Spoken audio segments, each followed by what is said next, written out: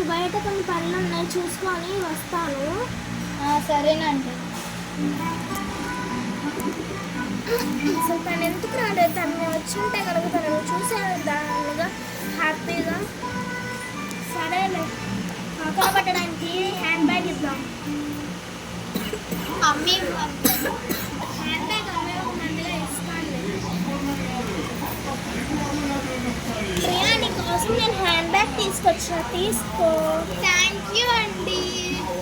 Your welcome. కూర్చోండి. అమ్మాయి తీసుకో. సరే.